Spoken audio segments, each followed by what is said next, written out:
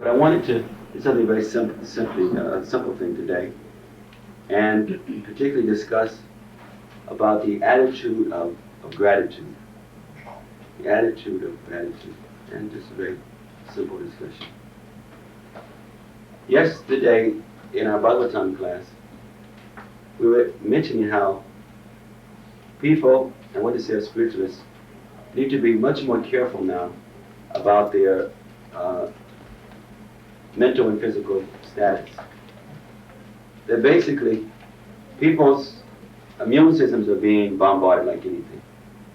I mean, in fact, everybody knows somebody who's sick, or somebody who's got cancer or heart disease, and so many other problems. I would say other, the mental problems. And there's a distinct reason for this. I mean, it's not the same. Just like the vegetable that you take out of the garden now is not the same as the vegetable that you were taking out of the garden 10, 15 years ago. Or the water that you're drinking now is not the same water that you were drinking 20 years ago. I mean, there's all kind of ecological types of effects that's literally taking place on the planet. And just as now it's being exposed in certain circles that up to 50 or 75% of food that people think is vegetarian is not quite vegetarian anymore because of the radiation that's using, the biogenetics, etc. Everything is being done more and more artificially, and people's mind and their bodies are definitely being disturbed by it. I mean, we have to look and see that, there's 50-60% of the places in the world people don't get heart attacks from it. And some of these things are distinctly due to some of the so-called advancement that's a part of modernity. The way the cancer has increased in the last, decade or so. These are not just things that is happening organically, but it's things that are taking place due to so much misuse of resources that Krishna, that God, has given in so many ways. And also due to people who are just having the bottom line money and what that's producing, the human interest and spiritual interest having less and less value, less and less priority. And so we should understand it. So one has to be much more careful about what is happening to them and have more ways of how to be able to guarantee spiritual acceleration. When our bodies and our minds are not in a healthy state, it influences our services, it influences how we interact with others, it influences sometimes even our faith. People get very, very depressed, and they do sometimes very unusual and unhealthy things when their minds and bodies are in unhealthy conditions. And so as we are having this theme of spiritual warfare, it's more and more a serious issue that we take this very, very, very serious, and we'll find ourselves getting less bombarded by mind shifts, less bombarded by depression, less bombarded by faithlessness, less bombarded by unhealthy relationships, and have more ability to be able to serve with a sense of efficiency, competency, etc. So we were mentioning that particularly what is happening in our minds, we have to be more careful. Now sometimes we discuss from a physiological, psychological perspective of just what happens when a person does not feel good about himself or herself, when a person is feeling alienation, when a person is feeling disturbed, depressed, when a person is not expressing happiness or gratitude. And so we'll just kind of reiterate that. First we were mentioning, I think we're going to have to, somebody's going to have to have a chance to go in the backyard or go down the basement. That they're going to pick up. When we mentioned about the effects on the mind, how a person doesn't feel cared for, how it affects the brain, the hypothalamus, which sends messages to the neurotransmitters, or the neurotransmitters sends messages throughout the body. And so literally when someone does not feel happy, when someone is angry, etc., then one's mind is attacking the body in different ways. Also, we see that when a person is also in that kind of space, the adrenaline is flowing throughout the body, and that is negative, and how it can increase disturbances with the heart, restrict arteries, cause all kinds of problems. when you're angry, when you're fearful, you stir up any kind of negative negative type of emotion has these kind of effects. It can also produce high blood pressure, hypertension, that then has many, many ways of how it weakens the immune system and causes various types of problems. So one wants to be careful for good health because it's expensive, to become sick. And it causes all kind of distractions in service and also in mentality. Now, doctors, as they deal with sicknesses, and scientists, they understand that what is called the placebo effect. Anytime a new medicine comes out, it's tested against the placebo effect. In other words, a placebo is nothing. It's just a sugar pill. It's just the idea of persons thinking that they're getting something, some medication, but they're not. But there's a certain percentage of healing that goes on just from the placebo effect. So sometimes people are just thinking, well, if you think that somebody's helping you, that something can work, it'll work. Or people are thinking that psychic healing, the spiritual healing, is all a matter of just faith considerations.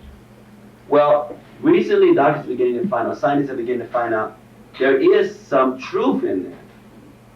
But it is more intense than that. It's not quite so simple. It's not just a matter of belief, but it's that the brain has its natural ways of rejuvenating the body. There's what is called endorphins, which are natural painkillers that the body is able to produce itself, or natural ways how the body can counteract disease or counteract various types of attacks. So when someone is thinking that something is helping them, it's not only a matter of them thinking about it, how they can be helped, but it's when you're thinking good about something, it actually has a chemical and a physiological effect on the body itself. You take the converse of that then. You're thinking in a hostile way, you're thinking disturbed way, you're agitated, you're being disturbed by lust rather than love and compassion. Then you are affecting the body psychologically and physiologically as well. So as spiritualists, we want always to be able to use what Krishna has given us in the best way that we can offer it back, to be more effective, if possible have a greater sense of longevity in how we can be able to keep functioning.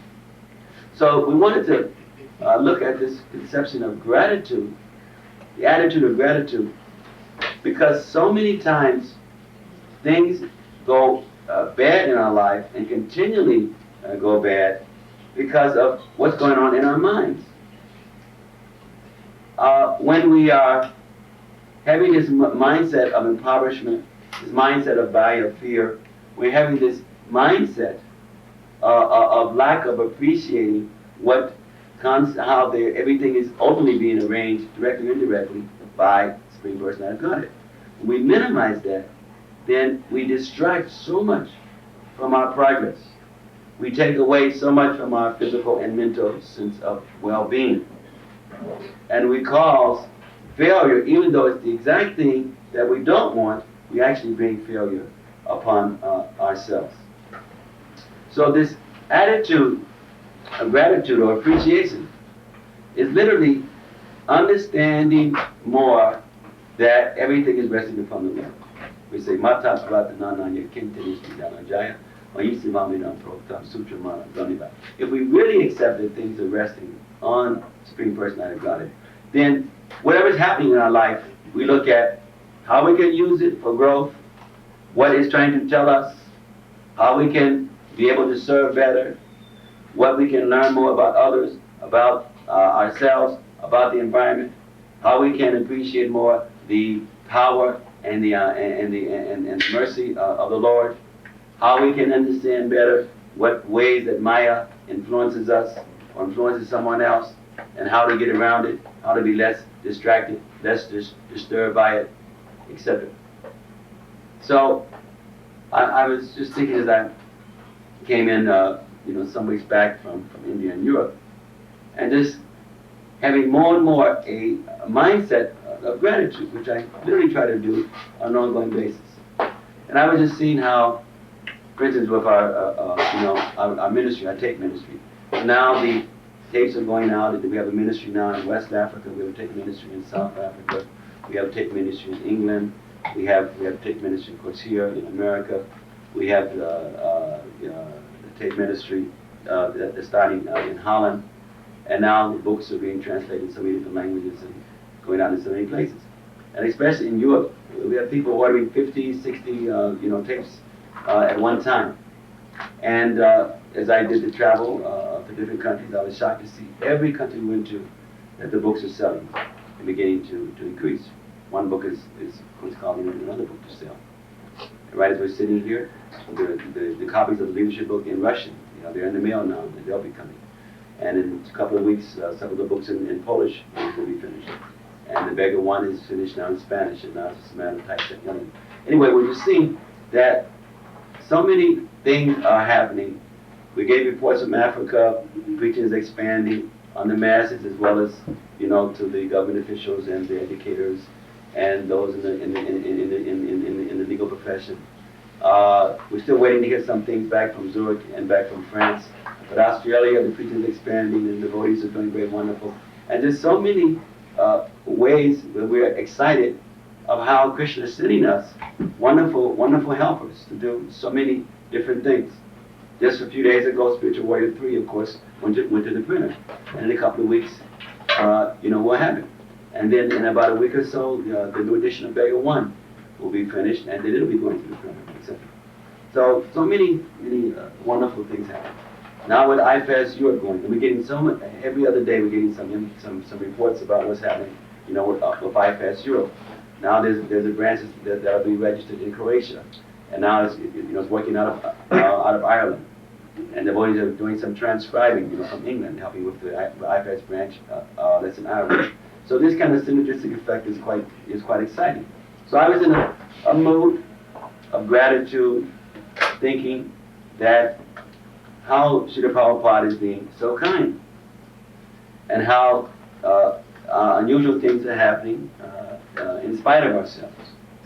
And also seeing how many devotees in many places in the world, our disciples, etc., are growing, but also seeing how some of you are not growing so well because of what's happening in your mind. But realizing that that's also good, because you'll learn from that. Sometimes we learn the easy way, sometimes we learn through tough love, or we learn, through various difficulties. But learning is there. And so as long as there is activity, movement, and as long as there is blessings that's coming from Bharat, and as long as we avoid offenses, then whatever is happening will be part of a growth experience. It's only when we get to the point that our lives are becoming so much Vaishnava Bharat that then we start going backwards rather than forwards. Because Vaishnava Bharat and later leads to Guru Bharat, and later leads into blasphemy toward Krishna, toward God, etc. And that can happen, that will happen, because as things are accelerating, people's minds will go one way or the other. They'll either become more focused, more dynamic, more aware of how to grow and how to avoid things, more appreciative, a greater sense of spiritual gratitude, or they will look at the things that are not happening in their lives and begin to focus and reinforce that, and that will bring, of course, more slowness and stagnation rather than growth. So in one sense, gratitude is appreciating more what is going well and just giving less support and attention to things that perhaps are not developing properly or they are developing slow. Proper gratitude means that one is always having belief and faith that the Lord is their well-wisher. Proper gratitude is one is always ready to honor the God presence, or we say the Paramatma, or in certain traditions, the indwelling presence of the Lord or the Holy Ghost, that one is eager to honor that presence of divinity that is within each particular person. How can one not have a strong sense of gratitude if a person is really realizing that there is God's presence everywhere? How can one not have a sense of gratitude if one is accepting that Krishna's laws are even greater, that Krishna's mercy is even greater than his laws? How can one not have a sense of gratitude if one is really realizing that every moment is a chance to try to love the Lord more. Every moment is a chance to try to love others more. Every moment is a chance to try to arrange more strategy of how to serve them. How can one not have a sense of gratitude if one is really thinking that this body, in this lifetime, is an opportunity to become free once and from all from birth, death, disease, and old age? Never to have to deal with any types of duality, any types of misery, any types of suffering. In this lifetime, I can do the necessary so that that can be my natural existence, natural state of involvement. How can one avoid gratitude if one is thinking that way? However, if a person is thinking in a very selfish mindset, the person is just captured by lust and self-centeredness. If a person is just looking at what they want and how they feel they should get that, and not being so much concerned about community, about Shastra, about Sadhu, about Guru. If a person is just thinking about how things are going so slow in their life and feeling that the material situation should manifest a lot faster, then, of course, there will be problems.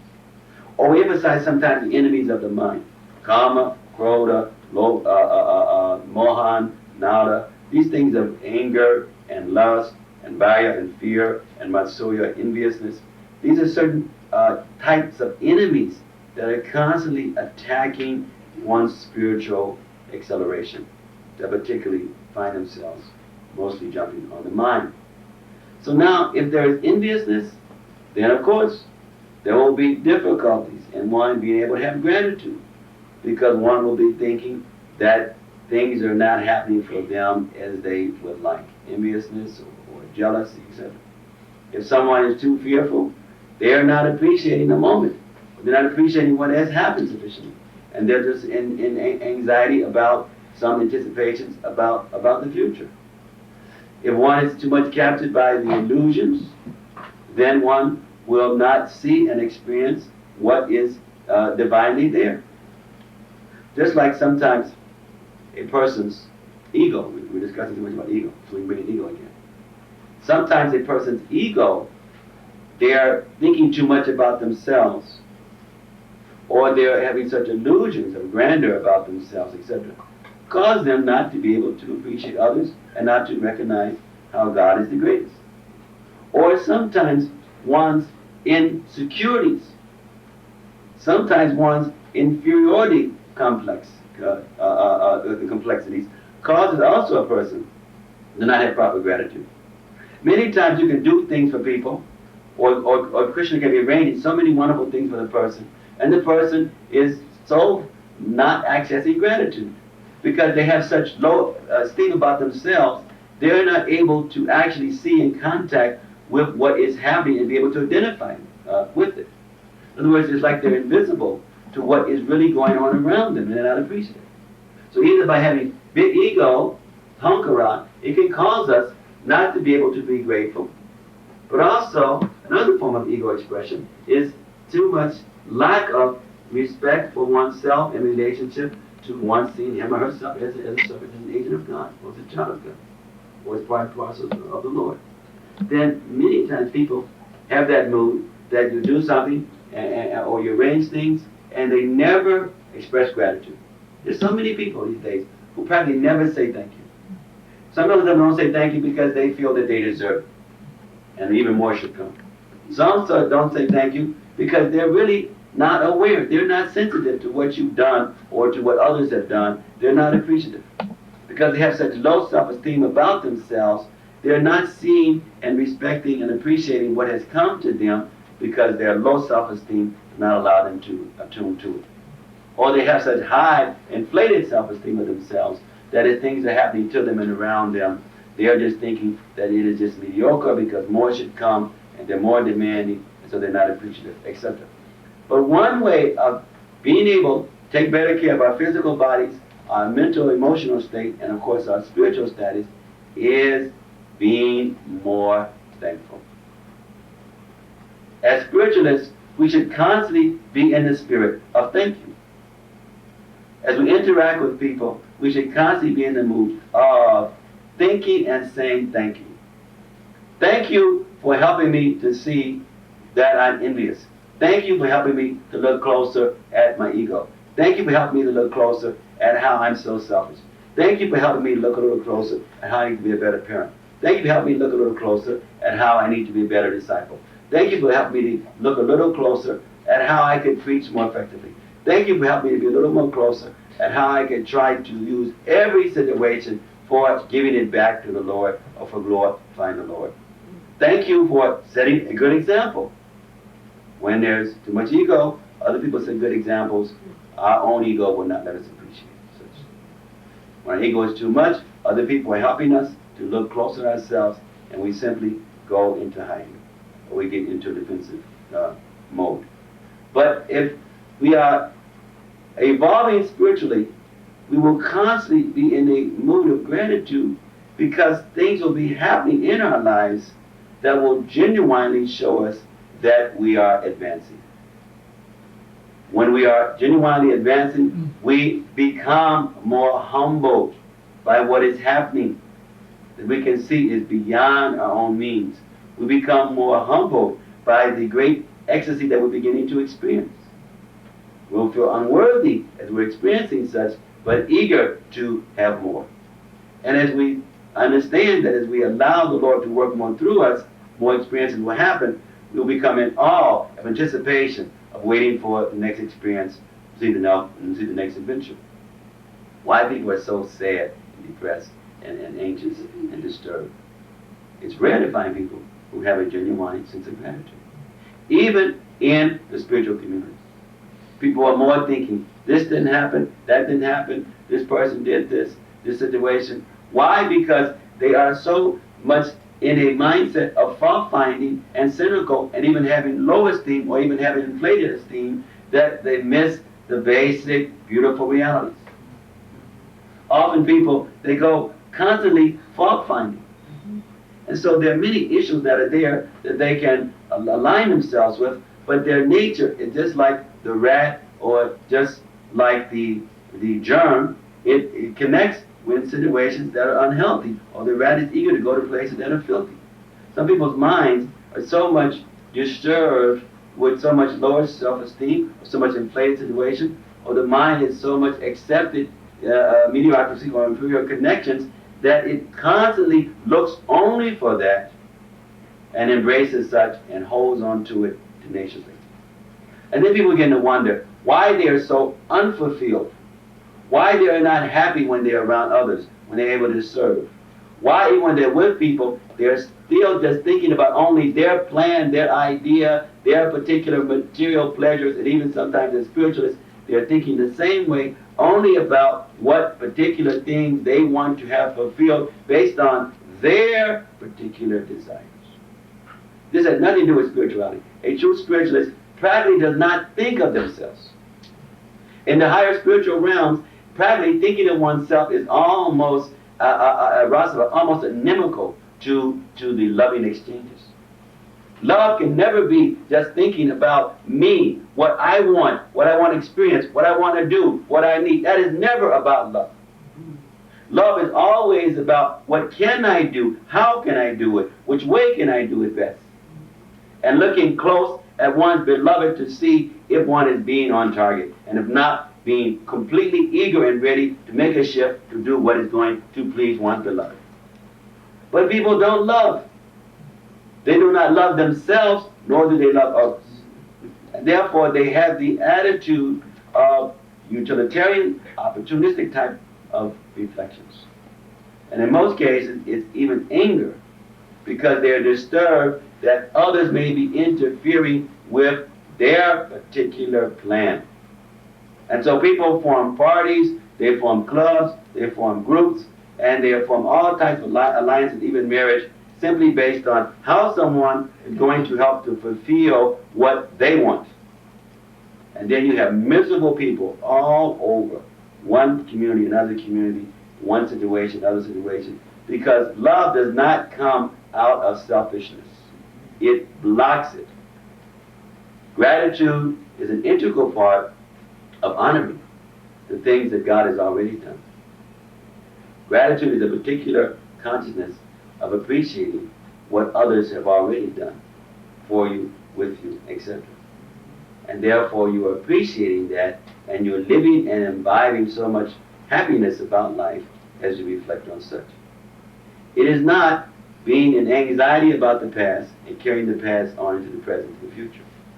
It is surely about learning from the past, even where there are difficulties, but learning from the past while looking for or towards the future, to see how one can be able to grow and what things are there for one to be able to speak more about or think more about and praising the Lord and praising others.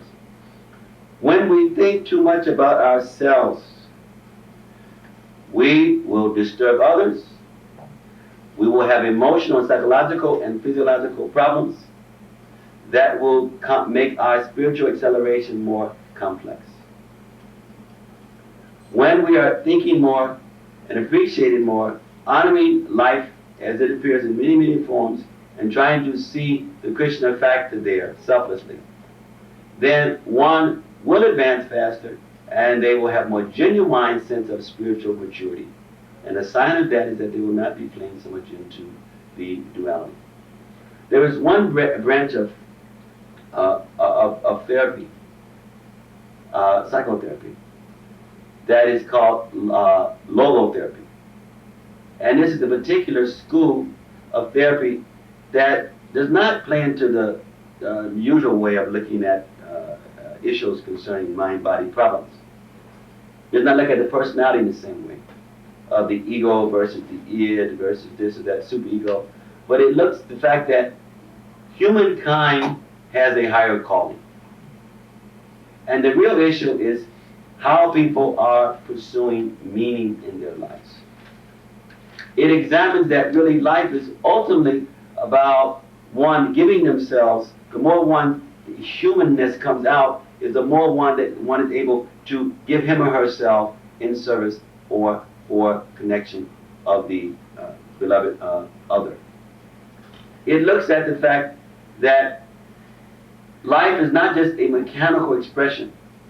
It's not just about accumulating things. It's not just about experiencing things, but it's about a sense of meaning. Of course, this is quite spiritual. Now, this kind of thinking has come recently a lot out of the most devastating experiences of the time in history when so many people died due to various types of genocide. It's like we see from the African slave trade or the Native Americans. And we also see from the massive annihilation of those in the Jewish community at a certain time in history. So one of the top psychiatrists who has come forward with this theory was the psychiatrist Victor Frankl, I think it's called, Frank, F-R-A-N-K-L. Is that pronounced Frankl? So he was a psychiatrist in the Jewish concentration camps. And he noticed some interesting phenomena. He noticed that it could almost be observed when someone had lost their desire to live. And so they would start passing through urine on themselves, not changing. They no longer had the desire to eat their food. Certain types of things would happen. They would know 2 days the person's going to die. After being in that environment, he noticed some people, although experiencing the various same problems, torture, restrictions, abuse, some people died fast, some people died slower, and some people did not die at all. He became particularly interested in those who had same experiences, but somehow life went on for them. One of the main things he noticed is that people who had a sense of meaning in their lives, had some purpose, had certain reasons why to go on, those people, based on the mental framework, based on the consciousness of such persons, affected what happened to their actual body. For some people, they had reason to live, and then they find that their husband, their children had died, they lose their desire to live. A few days, they die. Some people lived on because they were having a belief in God that was intense. Others, they completely gave up the belief in God, considering how can there be a God who could let this happen to us? Die a lot faster. So this conception or connection of meaning is so important Now, when we do not have gratitude, it becomes harder to be able to process significant meaning in our lives. We're feeling things are happening to us that we do not deserve, we do not know why, but we're angry and disturbed by that. We begin to question, why does God let this happen and not something else? Why has he not singled us out to help us? Why single someone else out? We have all kinds of lack of orientation, of a healthy sense of meaning about life, about ourselves, about what is happening in our life space. That literally brings on death. Either spiritual death, because faithlessness, lack of faith, one cannot be spiritualist and have weak faith to be a strong spiritualist. It doesn't mean blind faith. It means simply seeing, observing, and honoring the reality of what the Lord is doing. Seeing and being able to understand things through the eyes of the Shastra. Seeing and being able to understand through the life. There's so many biographies of the great saints and so many scriptures that deal with their interactions. Being able to evaluate things based on such, rather than relying just on what is functional, on our intelligence, on our mind, and most important, avoiding relying on just evaluating everything based on ourselves as a sinner. Many times people make the enemies and friends based on how people are facilitating their desires. People judge something as right or wrong, healthy or not healthy, always based on themselves as a sinner. Such people will be spiritual failures. Because the more that we are the sinner, then the harder it is for us to recognize that there is a genuine sinner, which is the Supreme Lord. The more that we are able to be the servant of the servant, then the more we are moving ourselves away from the sinner and becoming more spiritual. The more spiritualized one is, the more they remove themselves from the artificial sinner. Now the ironic thing is that the more the Lord will move them toward the sinner, or the more he will glorify them. But in their own involvement, they are moving away from the sinner, and therefore more wonderful things happen to them, happen around them, genuinely, because they have a sense of gratitude, and because they are now honoring the real presence of the Lord. To the extent that such one can become even like a puppet. We've discussed many times. This is the highest level of a conditioned soul to become an avesha, or saktivesha, where one has moved himself so much from the sinner that the sinner has entered into them in such a dominant way that they are being used. What they say, what they do, what they think, how they affect the world is all based on what God would have them do as he is using them. How much such person has imbibed a sense of gratitude and being able to be mindful. When we are not sufficiently mindful, it becomes an obstacle to accessing gratitude. It becomes an obstacle to our emotional, psychological, physical, spiritual well-being. When we are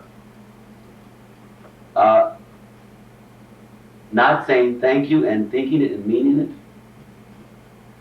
then this will interfere. Sometimes we've explained that we must come to a point that when we're sick, we say, thank you, Lord, for allowing me to be sick so that I can now read more. Thank you for allowing me to be sick so that I can be more introspective. Thank you for allowing me to be sick so I can appreciate good health and use it better when I am healthy. When someone criticizes you, thank you for letting this person be responsible for helping me to look closer at myself, the inventory. When someone praises you, thank you, Lord. You see how much ego I have. You see how much I need to be, my ego needs to be inflated. So thank you for allowing me to get this honor. When there is some dishonor, thank you for helping me to remain in a sense of to remain humble. Or thank you for allowing me not to put too much investment in my own abilities, etc. So gratitude toward the Lord, gratitude toward representatives, and gratitude toward those in our environments, even those who are in Maya. We have gratitude that we can see from their example what we don't want to come, what we don't want to be, etc. And in this way, we will avoid so much psychological sickness, and we avoid so much spiritual slowness or dullness, and we will avoid even so much money that we had to spend for so much dealing with physical and emotional problems. And I'm saying it because this is on the rise In our class yesterday, we were discussing how many people now are becoming mentally disturbed, are becoming possessed, or becoming so faithless, which is like another type of possession also, when things are so obvious. Gratitude also has to do with what we focus on. It's just like a muscle. As you exercise, you strengthen the muscles, and then they become focused in various ways. So gratitude has a lot to do with what things we're tuning into. And then we get certain types of reciprocation based on that. We're strengthening. Some people's lack of gratitude, criticism, and fault finding, and they're constantly strengthening those muscles of deviation. They're constantly strengthening their psycho-physical, spiritual self in such a way that they're more conditioned now to responding to things that are unhealthy, because they keep playing into that. And gratitude means that we are now accepting and choosing those things that are going to be healthy for our devotion. Everything is there with us at any time, but it's a matter of what we choose. And then once we choose, we become somewhat associated with that, and then we have various types of experiences in accord with that particular choice. Sometime back, my mother and my aunt, when my mother was still on the planet, so they came to visit us here at the Institute on 9th Street. And my aunt, who's now quite ill, she's also come down with cancer. And she has this amazing way of responding when people, when people greet her. Whether she's healthy or not, she's quite a sickler, has a very difficult situation. She doesn't have a husband or children, a lot of children, grandchildren, great-grandchildren, great-great-grandchildren, and problems all throughout the family. But when you call her or speak with her, you ask her, how are you doing? And she has this mantra, I am blessed by the best. And it's so powerful, because she has this way that whatever's going on, she just offers it to God. Whatever's happening, she thanks the Lord.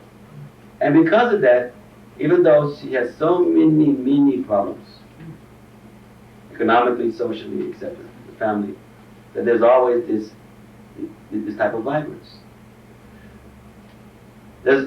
Sometimes it is mentioned that the only disability is attitude. People who are handicapped or challenged in some ways, sometimes in therapy and discussions this is brought up, that the only real disability is attitude.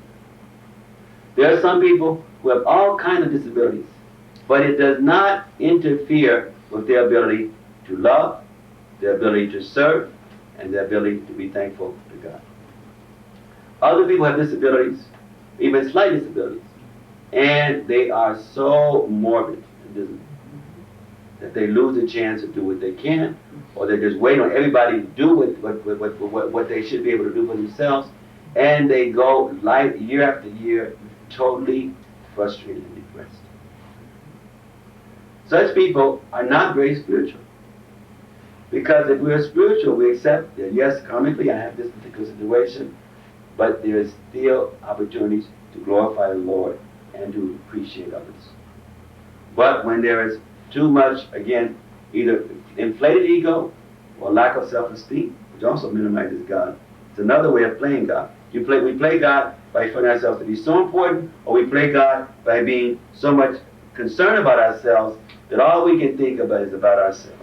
Money we don't have, the love is not coming to us, relationship we do not have, the bad health we do not have. That's also another way of playing God. Because it's all about me. It's all about my body and my concerns and my needs and etc., etc. My disappointment and frustration, anger, that those needs are not being satisfied. Lack of gratitude. So as we realize that the only disability really is an attitude thing, that so much of our physical and mental and spiritual situation is based on attitude. And as we realize how the Lord is responding to us due to the quality of surrender. We take it another step, that surrender has so much to do with the consciousness. It's not so much what we give, what we avoid. Those things are secondary. It's about the consciousness that's involved in those things. Every ritual, every scripture, every association, all the various things of paraphernalia that constitutes a devotional culture are all designed to stimulate internal consciousness. And if they only stay on the external, then one has cheated themselves and has minimized the mercy of what the Lord and His great servants are providing. It never has, never will be just about the one as a center and about externals. One of the reasons many times people have difficulty with gratitude is that they cannot forgive. When we are too much in the center, we carry ongoing pain, what somebody said to us, what somebody did to us, what somebody didn't do, again, and it is problematic, on and on. But those who have a higher level of love and honoring others' existence, not only can they forgive very easily, but they take it on themselves. It is because of what I said, it is because of what I did, it is because of how I position myself that has caused you to do like this, and therefore I apologize to you. Or therefore, not only do I not hold a grudge, but I see myself as at fault. This is how advanced sadhus see. They are so much away from the center because they put Krishna there, that even when there is things directly against them, their tendency is to feel that it is a growth. It is their tendency to feel that it is something that is my fault, but not in this lifetime, something I've done in a previous life. Remember that example of one Indian gentleman that was somewhat offensive toward Srila Prabhupada. We go on walks, discussions with them. And Prabhupada once said, I must have done something to him in a previous life. Emphasizing or showing a sense of humility, how one does not honor the duality. One does not become, Bhagavad Gita says, one does not become one's enemy's enemy. Meaning that even somebody who steps forward to act as your enemy, sees himself as your enemy, attacks you as an enemy. That a sadhu does not accept such. Because once you accept that this person is your enemy, it means now you have to try to destroy, or you become like that person. But as you honor the God presence, and as you move ourselves in the center, then we do not feel attacked, and we do not have to act in such a way. But we still absorb ourselves in love and devotion, and we glorify the Lord rather than getting distracted in such ways. But without sufficient gratitude, or having a sense of forgiveness, watching the enemies of the mind, and being able to eradicate those. Also, sometimes we have difficulty in being grateful because once the novelty goes, we settle into certain types of patterns, and then the mundaneness sets in. We become like the spiritual world, like residents of the spiritual world, by knowing how they think, how they live, and we gradually imbibe that. In the spiritual world, every moment, every interaction, every meeting is like a fresh meeting. We can maintain a greater sense of gratitude if in our relationships we try to carry the mentality like this is a first connection, a first meeting, a first chance to serve, a first chance to appreciate, a first chance to receive this, receive that, to be with this person, be with that person. And then often, by such a mentality, then we do not begin to take each other for granted, for taking the royal things of Shastra, or the royal pilgrimage place, other things for granted. But if we have the mindset as if this is the first time this is happening, and so then the experiences become more and more ecstatic as each experience is like it's happening for the first time. We can help ourselves in our spiritual relationships, in our sadhu sangha, in this way. As we come together, we bhajan together, we come to read, we come for darshan, we come to discuss things, then we can have the kind of reflection of appreciation in the spirit that, oh, this is like first time. And then we appreciate and we try to serve in that way. making first good impressions, not disimpressions, but trying to be there to serve as best as we can. As when things have been going on for a while, we begin to accept it. Another artik, another Bhagavad Gita class, another Bhagavatam class, another service here. Just my wife, it's just my son, just my daughter, it's just Guru, it's just my godbrother, it's my god sister, it's just another holiday, just another festival. When we think like that, what is it? Lack of gratitude. When we think like this, we're having the mood of cynicism, or the mood of fault-finding, or the mood of thinking that things are trite, that are in fact our prescriptions for helping us to be freed of these diseases. And when we think that way, even something that is powerful, we block off some of its potency. Because anything that we take in, it is also in a line with the consciousness that's involved. Just like, for instance, anything that is transcendental that we do, we benefit from it. But we benefit also according to the level of knowledge, understanding, and submission. Same thing that is potent affects two people, three people differently. One person has the experience without understanding and knowledge. They benefit, but not the same. One person has the experience without level of submission. They benefit, but not the same. The more that we have experience with something that is powerful, understand it, the more it affects and benefits our well-being, our consciousness. To the degree that we do not understand, then some benefit is still there, but it's not the same. To the degree that we do not submit to it, some benefit is still there, but not the same. So what is to say when things are happening, we're having this mood of the mood of accepting and surrendering and appreciation, then the more that will have an effect. The more that we chant the names of God, with the reflection that this is not different than the Lord. This is my eternal fax line with the spiritual kingdom. This is the email connection that I can have with the eternal spiritual beings. This is what really binds us together as spiritual warriors, trying to raise above the three modes of material nature. The more that one is appreciated, the more powerful. Taking prasadam, spiritual food, the more that there is a conscience of reverence and appreciation, even though same blessed food is there, but it will not affect each individual the same way.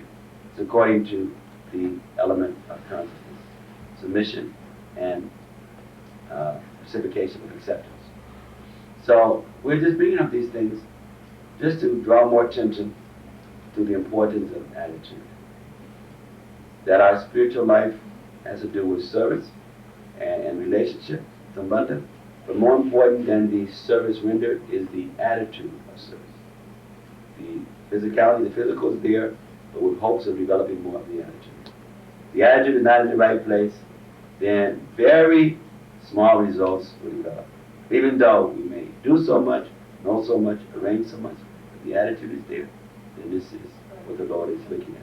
It is the devotional attitude, or it is the consciousness like that is really what penetrates through the modes of material nature.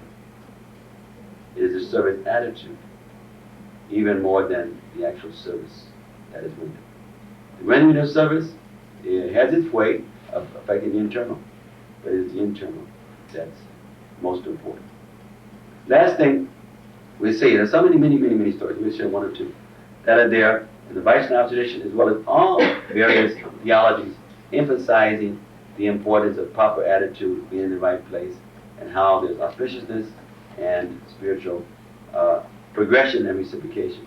And when not in the right place, then we may do so many things mechanically, even for lifetime after lifetime, and still not get the results. We have that even about chanting. With offensive, we can go on and on and on. This life and other lives, and still not get the effect, still not come up to the Vasudeva platform. We go through so many yajnas, so many rituals. We can do so many spiritual things and not accelerate the purity of the spirituality and such, because we can do it more as in the mood of wanting something from the Lord, or as we call it, karma mishra bhakti, yoga mishra bhakti, jnana mishra bhakti. Where there's the bhakti, yes, it is there in the background. But the bhakti has become contaminated by jnana, by too much interest in knowledge. So therefore the conscience is not growing. Or the bhakti is contaminated by yoga, where there's too much interest in the metaphysical, or the cities, or the mystical. Or the bhakti has been contaminated by karma. Too much concern about one being the sinner and in the fruitive way, and therefore one is more concerned with what they can get from the Lord, what they can experience from the Shakti, rather than love and service to the Shakti one. Or one is associated with others, more in the spirit of how it can help one's own plan, etc. The unfortunate thing is that when we come with this kind of mixed mood, Krishna helps us by giving us some hard love. In other words, he will find many ways to show us with the hopes that we will change. But many times people take a long time because it's hard for them to see. Just as when someone is too much feeling inferior or too much inflated ego, even though things are coming to them, happening to them, they can't really codify it properly.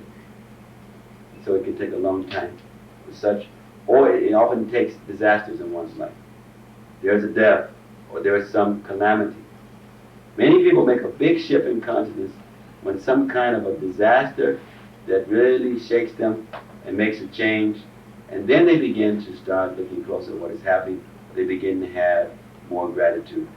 But unfortunately, if it has to come in that way, how much time is wasted, how much pain one has experienced before being able to accept, you see, the actual realities.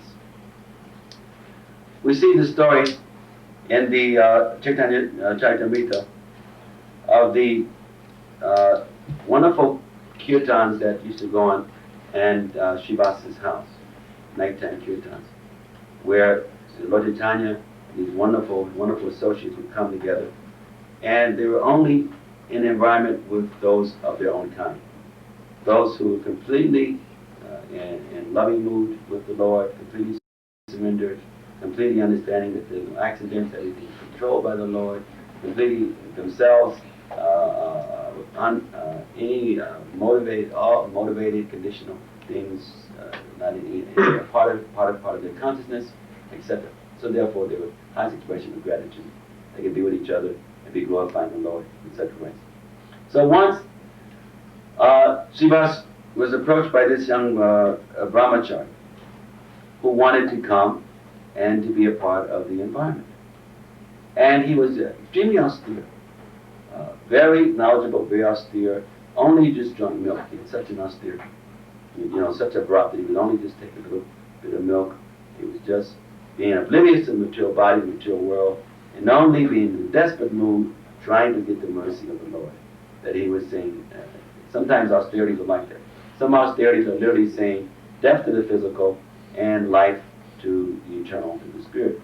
Was denying the physical or not really playing into the physical, which means that one is really making some leaps and trying to avoid the duality. And so that means the person puts him or herself in a position where they're just dependent upon the Lord. So austerities, rigorous austerities, have that kind of background connection. It's really saying, okay, I am all yours, dear Lord, do with me as you like.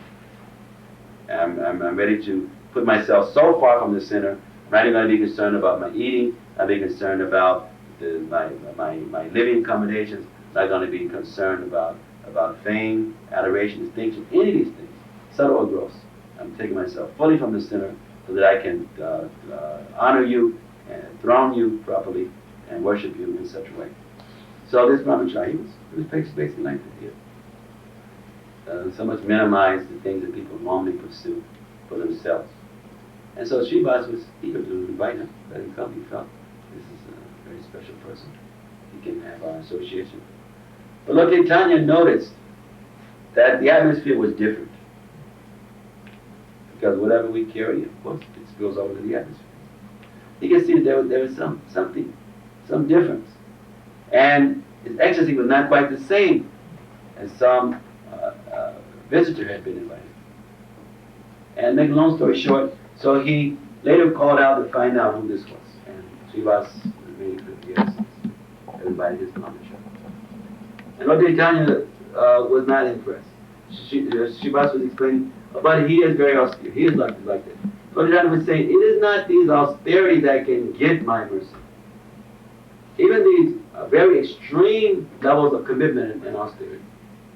Lord said, no, it is not this. This, yes, can be a prerequisite. Like knowledge can be a prerequisite. Rituals, jnana can be a prerequisite. But it is not of itself that really purchases the Lord. As Krishna will give mukti, he'll give bhakti, he'll give siddhi, he'll give liberation, he'll give material opulences, he'll give acidic powers. But giving himself bhakti is not so easy. Because to get Krishna, then one must become a bhakta. One must give themselves fully from the center and be able to receive the Lord. So, this Brahmachari, although Lord Chaitanya had chastised Srivas and had ordered the Brahmachari to leave, the Brahmachari left. But he was so grateful. He was so grateful that he had even at least he had a few moments in association. He was so grateful that Srivas could allow him just for those few instances to be able to absorb and to be a part of that environment. And he left with this extreme mood of gratitude that I've had a slight glimpse of these very high transcendental activities. For a moment I had a chance to be absorbed in that atmosphere. Lord Chaitanya, reflecting on how grateful that this Brahmachari was. Keep in mind now, he wasn't impressed by his austerities, by his knowledge, even though these things were super extraordinary. But what captured the Lord's love so that he could let this boy come back was that he saw that he had this attitude of so much selflessness and appreciation.